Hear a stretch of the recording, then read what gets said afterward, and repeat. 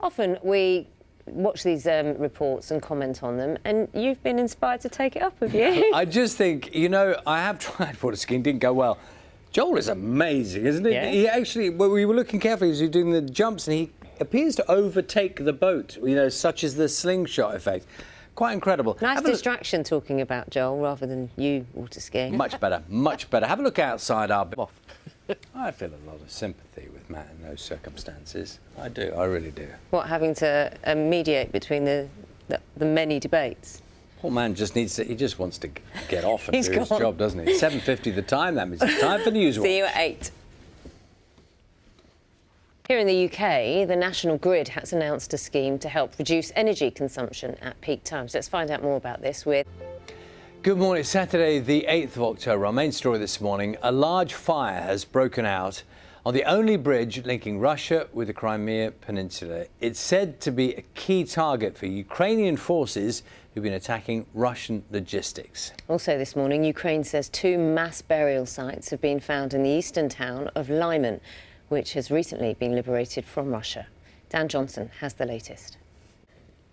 Physical activities, walking, cycling, gardening, they're now being prescribed by some GP practices in England as part of a new trial. It's called social prescribing, and it's being used by doctors as an alternative to medication and a way to improve well-being. But will it work? Our reporter Mike Liggins has been finding out more.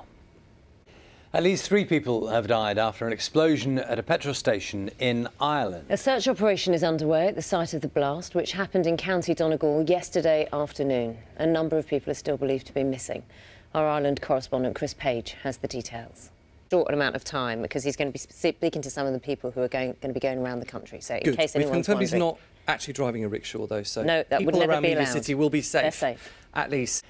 The Northern Ireland Secretary, Chris Heaton-Harris, says he wants to remain positive about the chances of a new deal over the Northern Ireland Protocol. It's the biggest issue facing all political parties in the region as the Democratic Unionist Party begins its conference today. Let's speak to our correspondent, Charlotte. Very, very shortly.